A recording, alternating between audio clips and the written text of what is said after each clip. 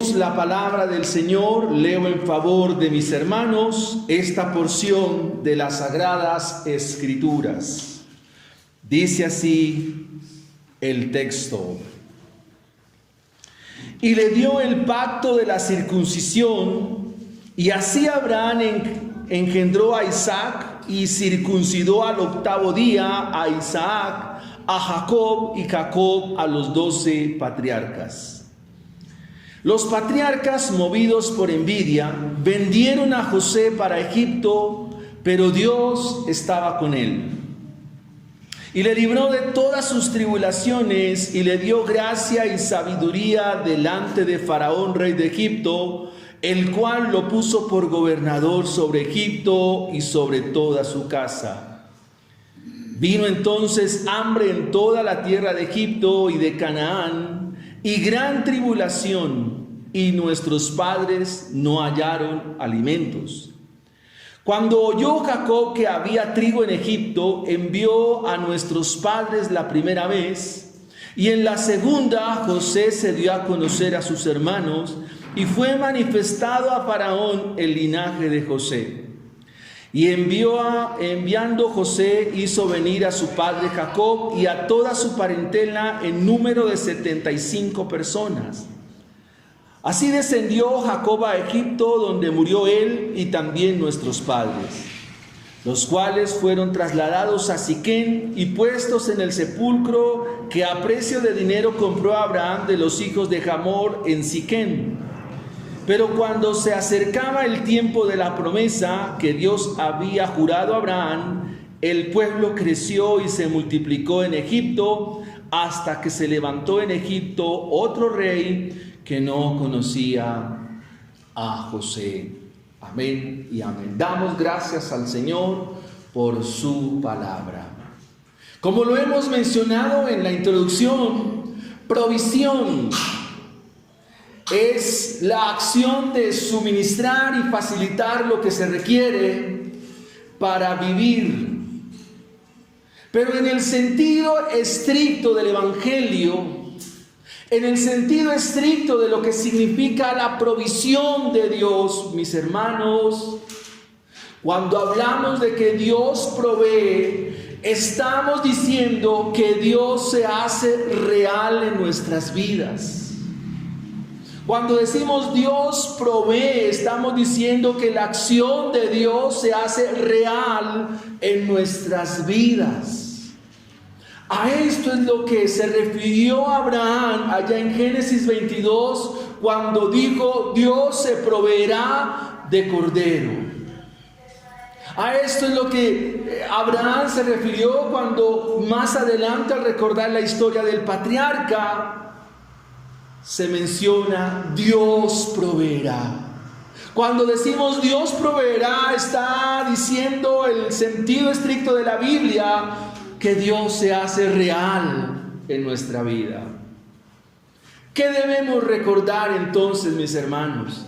Que este discurso de Esteban del capítulo 7 es la respuesta de Dios ante las acusaciones de los líderes de Israel, como lo menciona el versículo 11, que traen testigos falsos para que puedan acusar a Esteban y asimismo hacer detracción del mensaje que, según ellos, quiere destruir el templo en la enseñanza de Jesús, cambiar las costumbres dadas por Moisés, etcétera, etcétera.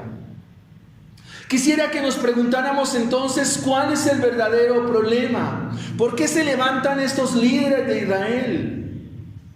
Estos líderes que vienen de las sinagogas de los libertos, de los de Cirene, de Alejandría, de Sicilia y de Asia. ¿Por qué se levantan vehementemente a cuestionar y a poner en tela de juicio y a controvertir, hacerle frente, a resistir el mensaje del Evangelio? ¿Cuál es el verdadero problema que hay detrás de la acusación falsa y equívoca de los líderes religiosos de Israel? Esteban es llevado ante el concilio visto como rostro de un ángel. Y ante la pregunta del sumo sacerdote, él comienza a relatar cómo Dios obró con Abraham. Hace 8 días vimos que Abraham contestó el llamado de Dios, cosa que no estaban haciendo estos líderes religiosos. Y estábamos indicando en el sermón pasado que la iglesia debe contestar al llamado de Dios. Ahora, ¿dónde contestó Abraham el llamado de Dios? En un lugar llamado Mesopotamia, un lugar distante de las fronteras de Israel, para hacerle entender a los líderes religiosos que Dios no era exclusivo de Jerusalén, del templo o del territorio de Palestina. Ahora aparece en escena otro personaje del Antiguo Testamento. Su nombre es José. Aparece este personaje que es usado por Dios para salvar a sus hermanos de la hambruna, quienes lo traicionaron, lo vendieron y lo trataron injustamente. Al igual que Mesopotamia, Egipto es un lugar pagano, es un lugar idólatra, pero allí Dios obró salvación. ¿Qué tenemos que entender, mis hermanos? Que la iglesia del Señor Jesucristo se hace saludable cuando acude a la provisión que Él ha dado. Cuando acude a Cristo Jesús, porque Él es la provisión. Pero si se rechaza la provisión de Dios, si rechazamos a aquel a quien Dios ha provisto para la salvación de nuestra alma, estamos cayendo en las mismas ideas y en las mismas cuestiones de los líderes de Israel. Por eso el título del sermón en esta mañana es Cristo, la provisión para la salvación de su pueblo. Cristo, la provisión para la salvación de su pueblo. A veces pensamos que nosotros necesitamos a Cristo o que lo necesitamos para el día en que nos convertimos. Ese es un pensamiento equívoco en nuestras vidas. Todos los días necesitamos ser salvados. Todos los días necesitamos la salvación del Señor, ser salvados de muchas cosas. El apóstol Pablo dice que requiere y nosotros debemos ser salvados de nuestra manera de vivir. Así que en 3 puntos, mis hermanos, estaremos mirando esta provisión de Dios. Esta provisión de Dios.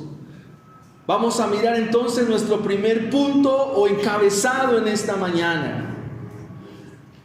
En el versículo 8 al versículo 9 del capítulo 7 vamos a mirar el pecado frente a la provisión de Dios. El pecado frente a la provisión de Dios. El pecado frente a la provisión de Dios. Leamos el versículo 8. Y le dio el pacto de la circuncisión, y así Abraham engendró a Isaac y le circuncidó al 8º día, e Isaac a Jacob y Jacob a los 12 patriarcas. Los patriarcas, movidos por envidia, vendieron a José para Egipto, pero Dios estaba con él. Observemos cuál fue el pecado de los patriarcas ante la provisión de Dios. Estos patriarcas habían sido circuncidados. Abraham circuncidó a Isaac, Isaac circuncidó a Jacob y Jacob circuncidó a los 12 hijos de él. Eso lo encuentran en Génesis 17:11, cuando Dios le da a Abraham la circuncisión como señal del pacto. Y mostraba que todo varón que se circuncidaba se hacía partícipe de la fe de Abraham. Ahora preguntémonos, ¿cómo puede haber envidia en personas que están circuncidadas? ¿Cómo puede haber envidia en personas que atestiguan por el acto de la circuncisión profesar fe, pero actuar tan equívocamente, actuar en envidia? Y es que Esteban refiere que los patriarcas, dice la Escritura, movidos por envidia, movidos por esa envidia que nace de un corazón pecaminoso, ¿cómo podían haber vendido a su hermano si eran personas circuncidadas? ¿Cómo puede haber envidia en personas que externamente están mostrando una fe, pero es una fe equívoca. El Señor dice que es del corazón, en Mateo 15, 19 al 21, de donde nacen las envidias. De un corazón pecaminoso, de un corazón malo y perverso es que nace la envidia. El hecho de que ellos sean movidos por envidia para vender a su hermano, están pecando gravemente contra la provisión de Dios. Quiero que usted vaya mirando el Evangelio, porque José es un retrato muy bien al detalle de Cristo Jesús. Las señales externas de una aparente fe, como lo era la circuncisión, no son garantía de que un corazón haya sido regenerado. Mis hermanos, las señales externas de una aparente fe no son garantía de que realmente sea un creyente. Los patriarcas, movidos por esta envidia, vendieron a José. Estos patriarcas conspiraron para matarlo. ¿Cómo estas personas que decían hacer pacto, estar dentro del pacto de Dios, van a actuar de esta manera? ¿Cómo estas personas que se hicieron el rito de la circuncisión, que estaban mostrando aparentemente una fe, conspiran para asesinar al hijo de la promesa? En este caso, José. No tuvieron reparo alguno para poner a su hermano en un pozo y luego venderlo como esclavo por 20 piezas de plata a mercaderes ismaelitas que lo llevarían a Egipto. Ahora, ¿cómo culmina este pecado? ¿Cómo infamemente engañan a su padre y le mienten a Jacob, diciéndole que una fiera había destruido a su hermano? Toman la túnica de colores, la tiñen de sangre y le dicen: miren, esta es la túnica de tu hijo. ¿Cómo pueden ser tan infames y tan malos, tan perversos? Pero eran circuncidados. Estaban diciendo: estamos participando de la fe de Abraham. José era la provisión de Dios para salvar a su pueblo. Pero ¿qué hicieron los patriarcas? Rechazaron esta provisión, vendieron la provisión, y algo todavía más grave es que deliberadamente pecaron contra Dios, porque todo pecado es contra Dios. Los patriarcas ilustran algo más, y es la ceguera espiritual, porque no ven la provisión, no la pueden ver. No están viendo que Dios proveyó a José para la salvación de sus almas, para salvarlos de la hambruna. Están ciegos espiritualmente, están rechazando la provisión de Dios. Y es que todo aquel que rechace la provisión de Dios será destruido. Tarde que temprano será destruido. ¿Qué es lo que tanto rechazan estos líderes de Israel? ¿Qué es lo que están rechazando ante la exposición del mensaje de Esteban? ¿Qué es lo que están rechazando? Están rechazando a Cristo mismo. Queridos hermanos, rechazar a Cristo mismo es rechazar el mensaje del Evangelio. Y rechazar el mensaje del Evangelio es resistir al Espíritu. Amados hermanos, mire el versículo 51 de Hechos capítulo 7. Ese es el texto central de este pasaje. Hechos capítulo 7, versículo 51 dice: ustedes son de dura cerviz, son incircuncisos de corazón y de oídos. Vosotros resisten siempre al Espíritu Santo como vuestros padres, así también vosotros. A veces nos mostramos y hablamos de no resistan al Espíritu. O a veces hablamos del mover del Espíritu y todas estas cuestiones carismáticas que para nada tienen que ver con el mensaje del Evangelio. Pero querido hermano, ¿ustedes saben cuál es el pecado imperdonable? Es resistir al Espíritu de Dios. Resistir al Espíritu de Dios es resistir el mensaje del Evangelio. Y resistir el mensaje del Evangelio es resistir a Cristo. Rechazar a Cristo es rechazar su mensaje y es rechazar al Espíritu de Dios. En eso consiste el gran pecado imperdonable. Porque de rechazar a Cristo, de rechazar su mensaje y de rechazar el mensaje del Evangelio, el Espíritu de Dios, finalmente se terminará destruido. Cuando sus hijos, un particular, un vecino, un amigo, su misma familia, rechazan el Evangelio, están rechazando la provisión de Dios. Están rechazando a Cristo, están rechazando al Espíritu. Cuando nos dicen, no me hable más de eso, no me hable más de la Biblia, no me hable más de Dios, Dios no tiene cabida acá. Estamos rechazando el mensaje de Dios. Estamos pecando. Estás pecando y estamos pecando. Así que, mis hermanos, es gravísimo. Es grave, es tan grave que por ese rechazo seremos destruidos de hacerlo así. Estos líderes de Israel, ¿qué es lo que están rechazando? ¿Por qué se llenan de envidia? Porque hay un mensaje de salvación, hay un mensaje de vida eterna, pero ellos amaban el templo, amaban el ombligo de su territorio, Jerusalén, amaban Palestina, pero no amaron al Salvador. ¿De qué sirve? ¿De qué serviría entonces los ritos, las tradiciones, la religiosidad? ¿De qué serviría? De nada, hermanos. Porque rechazar el mensaje del Evangelio es rechazar la provisión de Dios, y eso es un pecado muy grave. Veamos nuestro segundo punto en esta mañana, mis hermanos. Hemos visto el pecado contra la provisión de Dios. Ahora quiero que miremos del versículo 11 al versículo 15 las cualidades de esa provisión. ¿Qué cualidades tiene la provisión de Dios? ¿Qué características hay en esa provisión? Dice el versículo 10, la parte final. Dice, y Dios estaba con José. Recuerden que José fue la provisión de Dios para salvar a su pueblo. Esta expresión es muy recurrente, que nos habla de la relación del Padre con los suyos, indicando, óigase bien, su cuidado y protección y la bendición a través de quien Él cuida y de quien Él protege. Dios estaba con José para cuidarlo y protegerlo.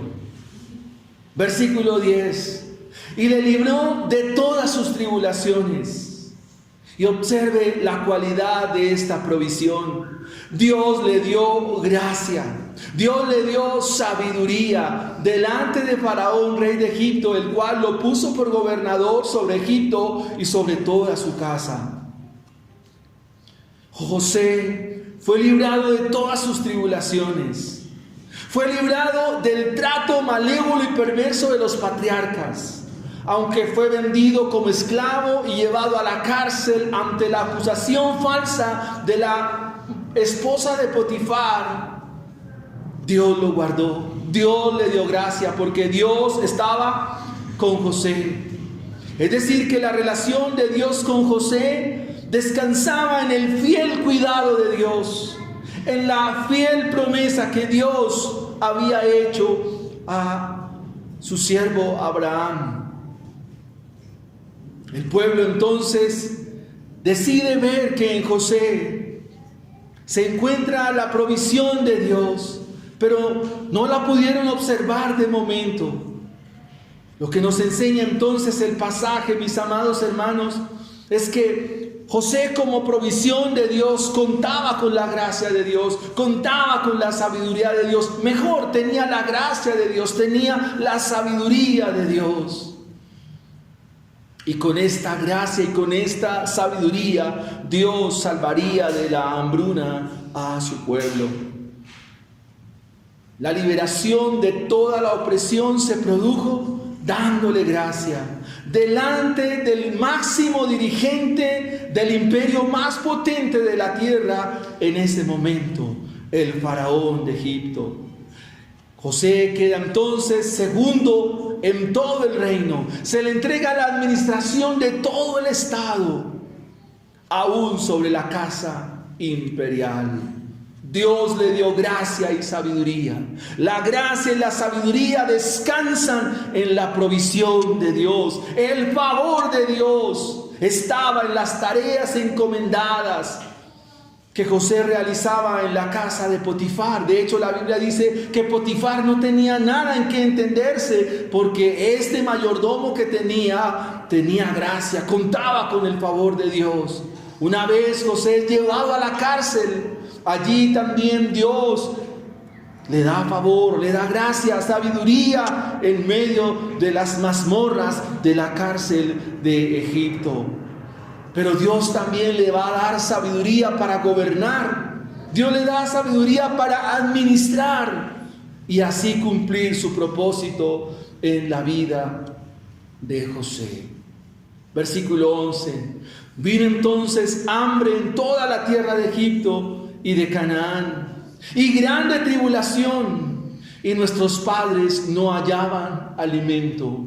Vino la crisis, vino la dificultad, vino el problema, pero Dios siempre tiene solución. Dios siempre tiene una provisión. Se cumple el plan de Dios.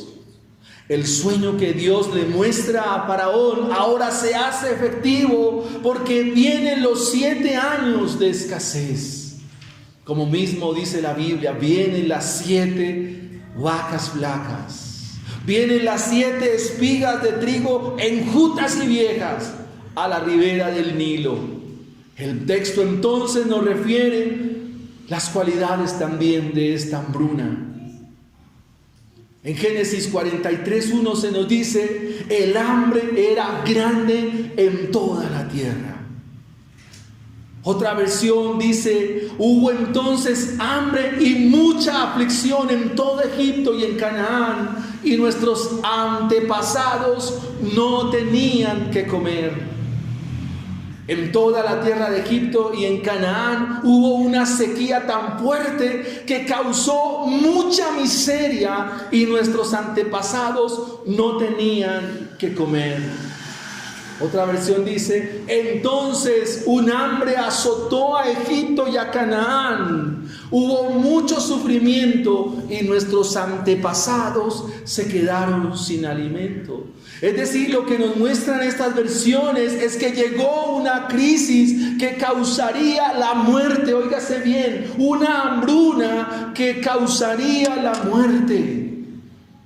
Así lo dice el patriarca Jacob. Dice que cuando él escucha, en Génesis 41:55, dice que cuando él escucha, le dice a sus hijos: vayan a Egipto para que no muramos. Queridos hermanos, este pasaje es muy diciente en lo que tiene que ver con Cristo Jesús. José es la provisión de Dios para salvar a su pueblo. Y en José descansa la gracia, la sabiduría y la compañía de Dios. Versículo 12: cuando oyó Jacob que había trigo en Egipto, envió a nuestros padres la primera vez. ¿Cuál es el plan de Dios aquí? Preservar a su pueblo, guardarlo. Porque en medio de esos 12 patriarcas hay uno que es importante en el buen sentido de la palabra. Su nombre es Judá. Porque de Judá, de su simiente, ha de venir nuestro Señor Jesucristo. Había de venir nuestro Señor Jesucristo. Y el plan de Dios es aquí redentivo, de guardar a Judá, porque de él viene la promesa del Salvador. Así que Jacob escucha que en Egipto había provisión, había trigo, y entonces envió a sus padres la primera vez. Realmente fueron 3 veces. Comenzaron a venir los 7 años, tal como José lo había dicho. Y hay hambre en todas las partes de ese territorio, y el hambre alcanza a Canaán. En Génesis 42:2 dice: he oído que hay alimento en Egipto. Y añadió: desciendan allá y compren de allí un poco para nosotros, para que vivamos y no muramos. Era cuestión de muerte si no iban a Egipto. Dice Esteban en su relato en el versículo 13: y en la segunda, José se dio a conocer a sus hermanos y fue manifestado a Faraón el linaje de José. En Génesis 42 se nos dice que en la primera ida ellos van y efectivamente compran trigo. José ya lo reconoce, pero se tiene que quedar Simeón, porque José les dice: ustedes son espías, ustedes vienen aquí con otras intenciones. Y ellos dicen: no, no, mi señor, y se inclinan ante él: no, mi señor, nosotros venimos a comprar trigo, somos hijos de un buen hombre en Canaán. Así que se van y cuentan a Jacob lo que habían acontecido. Pero el hecho de que se quedara Simeón significa que era la garantía, porque ahora José les pide que traigan a Benjamín. Y José hace que, pasado el tiempo, es decir, se les acabó la provisión, entonces ahora debían traer a Benjamín. Y al regreso, cuando van con Benjamín hacia la mitad del camino, recuerden que en el costal de Benjamín, ¿qué iba? La copa de José. Y cuando iba la copa de José, entonces José manda sus criados y les dicen: alcáncenlos y díganle lo siguiente: ¿cómo le pagan ustedes a su señor que ha tenido favor con ustedes? Y otra vez tienen que regresar.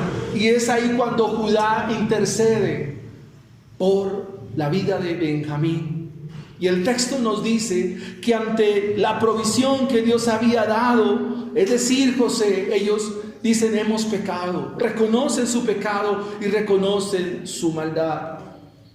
En el versículo 14, entonces, Esteban está relatando cómo esta provisión de Dios y sus cualidades está obrando allí en Egipto. Dice el versículo 14: y enviando José hizo venir a su padre Jacob y a toda su parentela en número de 75 personas. Esteban es un judío heleno, un judío griego, y la versión que se leía en aquellos días era la Septuaginta.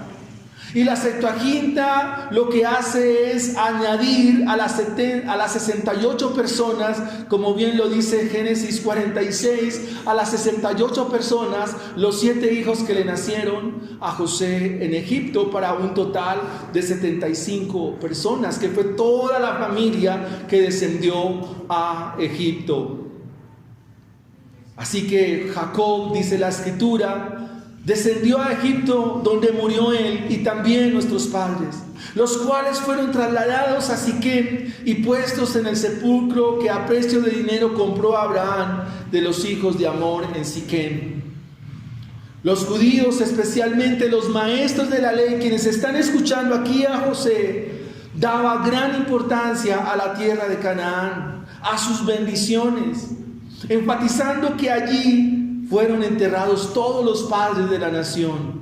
Esteban, en su deseo de argumentar que las bendiciones de Dios no están determinadas a un lugar específico o geográfico, enfatiza que Jacob, ¿dónde murió? En Egipto, y que por la fe fue llevado a Canaán. Es cierto que antes de morir también José dio instrucciones para que sus restos fueran sepultados en la cueva de Macpelá, donde estaban enterrados sus abuelos Abraham y Sara. De la misma manera, José dio instrucciones para que sus restos no se quedasen en Egipto. Cuando viene el Éxodo en Éxodo capítulo 13, versículo 19, se nos muestra esta indicación. Luego de la liberación de Egipto, los restos de José serían enterrados en el campo de su padre Jacob, que él había comprado de los hijos de Hamor, cerca de la ciudad de Siquem. ¿Qué entonces deben entender los líderes religiosos? ¿Qué es lo que deben comprender? Que lo que tanto ellos amaban, que lo que era objeto de su amor, no les servía de nada. lo que ellos tanto apreciaban, lo que para ellos era de gran estima y gran valor, no les servía de nada. Lo que Esteban está haciendo con su relato es desnudar el corazón religioso de esta gente. Lo que está haciendo Esteban con su relato es poner a la luz de la palabra de Dios el corazón tan lleno de religiosidad, los corazones que simplemente aman a Dios de labio, pero estos corazones están lejos de Él. Eso nos lleva entonces a nuestro tercer punto. Hemos dicho o hemos hablado en primera instancia de el pecado frente a la provisión de Dios. Hemos visto en segunda instancia las cualidades de la provisión de Dios. Ahora en tercer lugar veamos que hay que confiar en la provisión de Dios, versículos 16 al 19. Pero cuando se acercaba el tiempo de la promesa que Dios había jurado a Abraham, el pueblo creció y se multiplicó en Egipto, hasta que se levantó en Egipto otro rey que no conocía a José. El tiempo de la promesa que había jurado a Abraham se estaba cumpliendo. Dios le había dicho a Abraham que su descendencia moraría en tierra ajena 400 años, pero que una vez llegara este tiempo, Dios sacaría con mano poderosa a su descendencia. Y esto nos habla enfáticamente de la fidelidad de Dios, de que Dios es fiel y hay que confiar en la provisión de Él. Cuando hablamos de la fidelidad de Dios, hablamos de dos fronteras. La primera frontera se enfila o se da hacia sus promesas, que Dios es fiel a sus promesas, que ninguna de sus palabras caerán a tierra. Dios es fiel a sus promesas, pero al mismo tiempo, mis amados hermanos, Dios es fiel a sus juicios. Quiere decir que Dios cumplirá todas las cosas.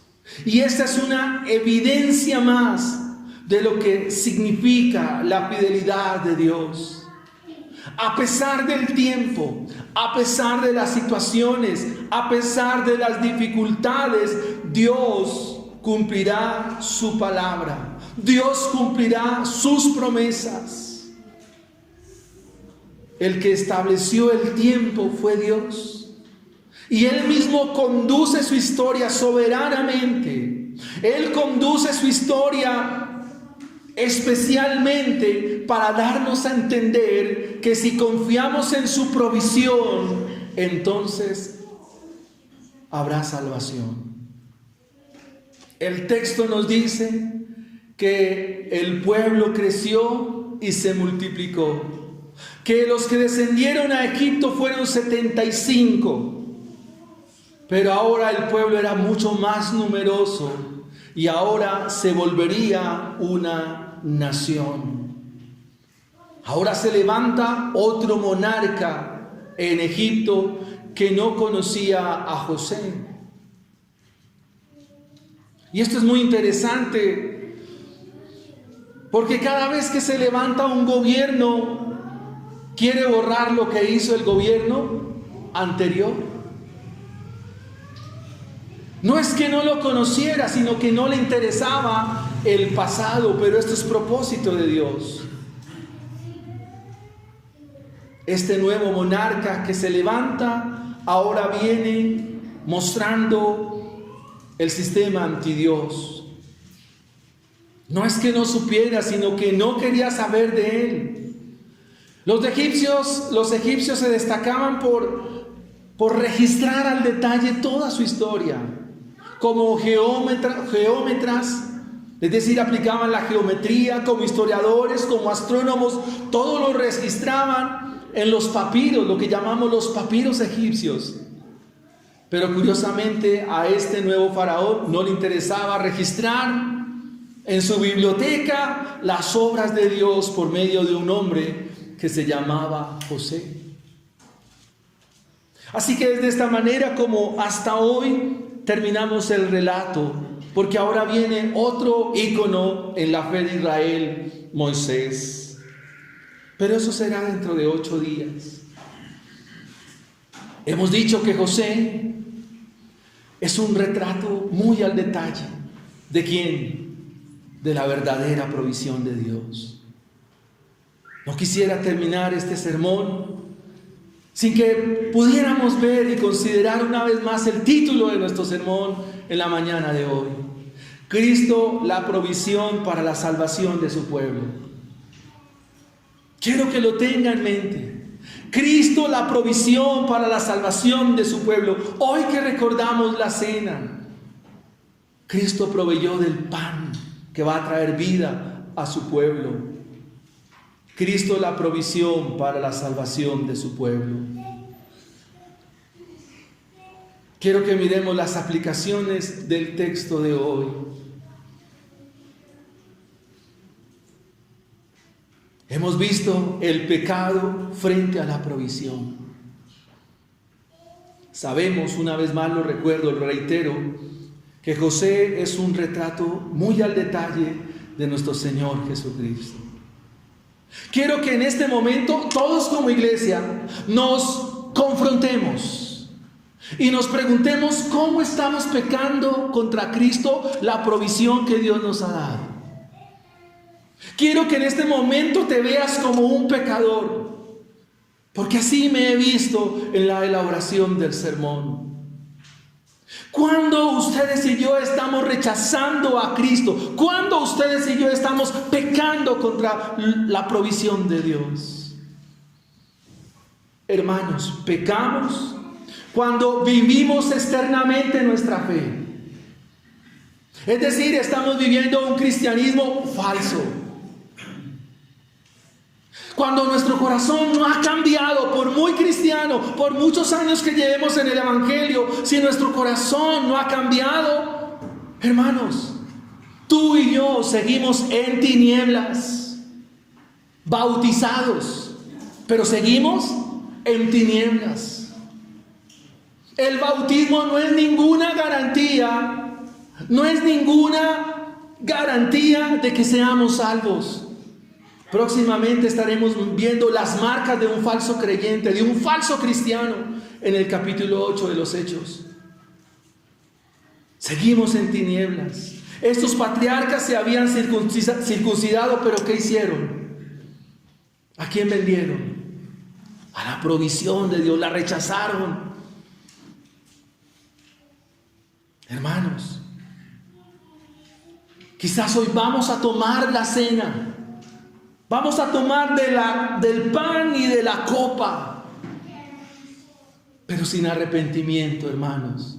Sencillamente, usted estará llevando pan y un poco de vino a su estómago, pero nada más.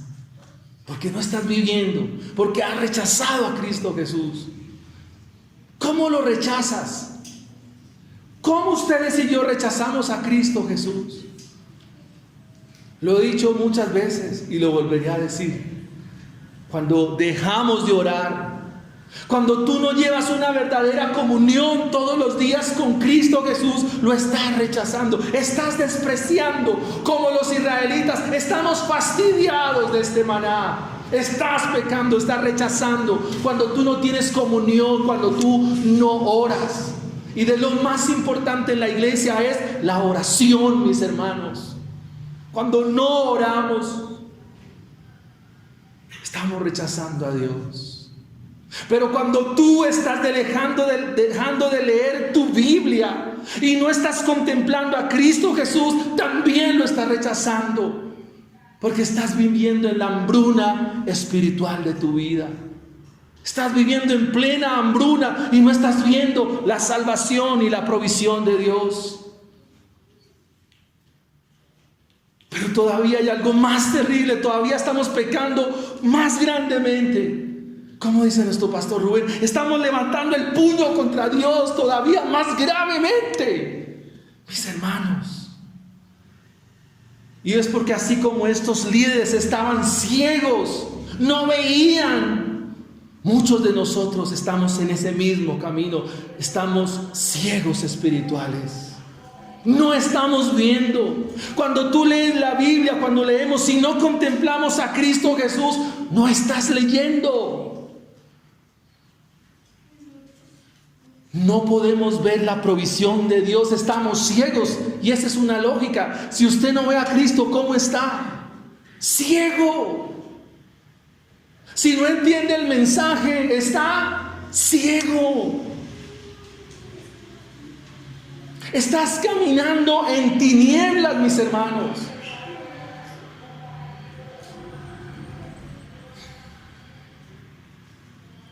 Una iglesia que no entiende el mensaje del Evangelio está ciega por muy reunidos que estén. Por mucho que hagamos, por muchas actividades, si tú lees la Biblia y no ves a Cristo Jesús, porque Cristo Jesús está en todas las páginas de la Biblia. Y si tú lees y no lo ves, estás ciego. Esa es una manera como estamos rechazando.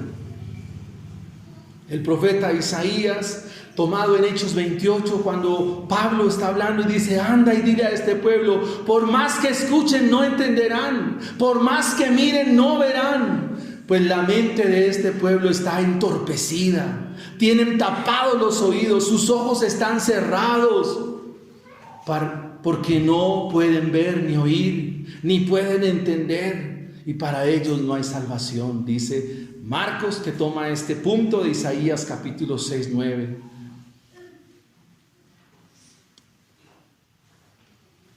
Estamos en serios aprietos, serios problemas, hermanos. Ciegos espirituales. ¿Qué es la ceguera espiritual? No ver a Cristo, no ver la provisión de Dios, no verla. Mis hermanos, es grave, es muy grave esto, porque tu corazón está en tinieblas, estás en oscuridad. ¿Qué hacer, hermanos? ¿Qué hacer? El segundo punto nos ha dicho que miremos las cualidades de la provisión de Dios.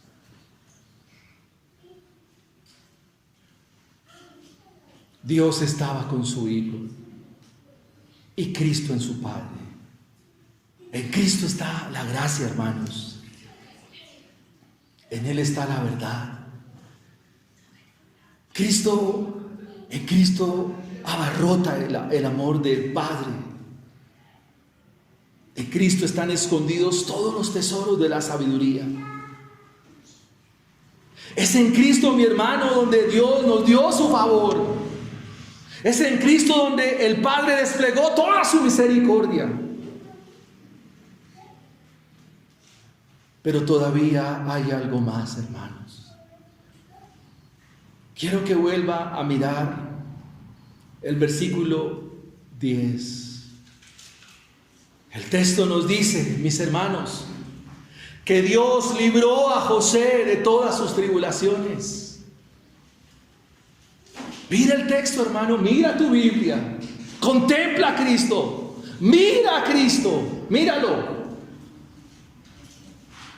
La Biblia nos dice que Dios libró a José de todas sus tribulaciones, y José es una sombra de Cristo Jesús en la antigüedad. Pero Dios, a la provisión, Cristo es la provisión de Dios.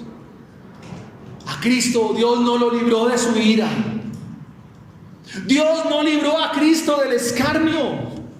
Dios no libró a Cristo del vituperio. Dios no libró a Cristo de los esclavos, de los clavos.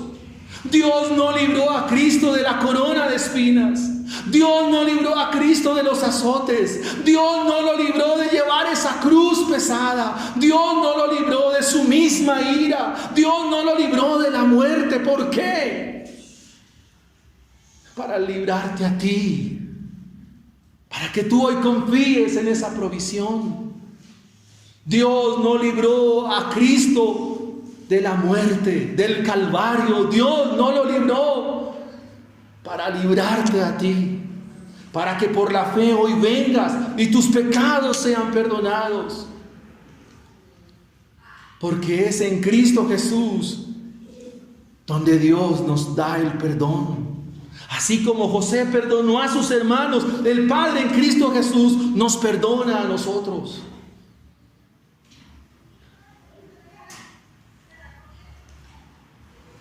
¿Cuántas veces le hemos traicionado a Jesús?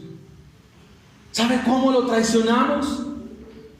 Cómo sus hermanos traicionaron a José, pero apliquemos el texto a nuestra vida. ¿Cómo nosotros traicionamos a Jesús?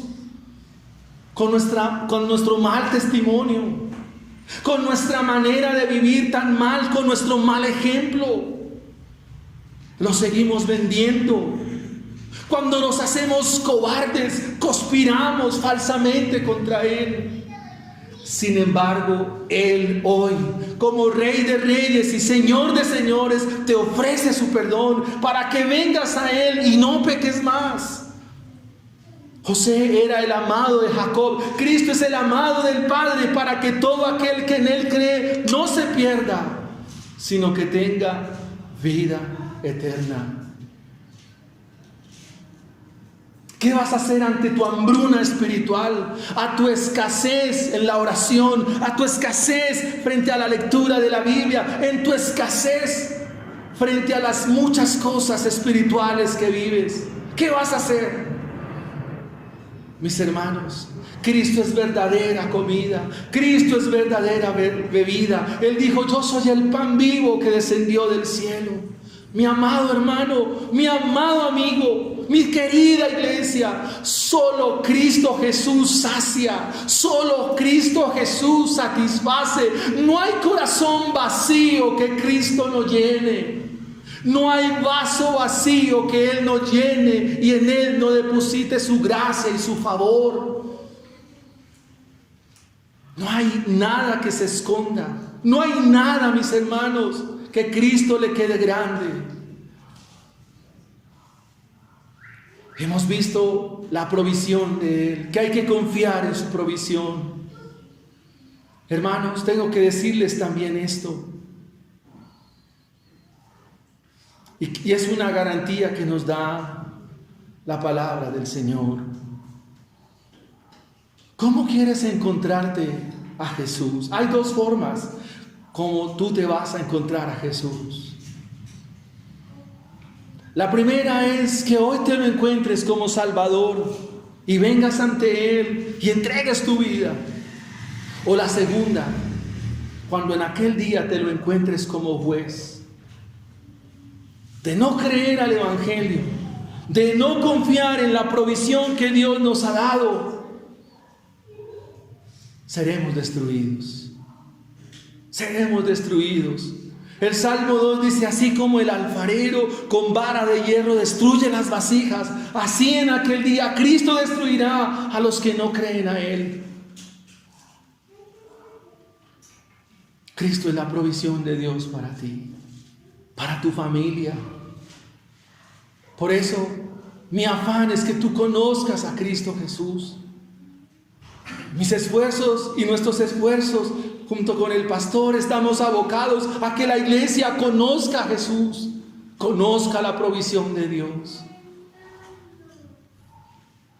¿Cuántas veces le decimos: hermanos, vayan a los discipulados, conéctense, pero toca rogarles, no rechaces más a Jesús? Toma nota de los anuncios. ¿Cuándo hay que estudiar la Biblia? Porque es lo único que quedará. El cielo y la tierra pasarán. El mundo pasa, sus deseos, mis hermanos. Pero el que hace la voluntad de Dios permanece para siempre. Y la voluntad de Dios es que ustedes le conozcan. Que usted como iglesia le conozca. Y entonces cuando abra la nevera espiritual de su vida, tendrá provisión. Pero no es una provisión momentánea, no es una provisión por un ratico, es provisión eterna. Cristo es la provisión para su iglesia. Este es un retrato. ¿Qué hicieron los líderes de Israel a este mensajero del Evangelio? ¿Qué hicieron con él? Lo mataron. lo mataron. Pero él, imitando a su Salvador, al final del capítulo 7, dice estas palabras: Padre, no les tomes en cuenta sus pecados. No les tomes en cuenta sus pecados.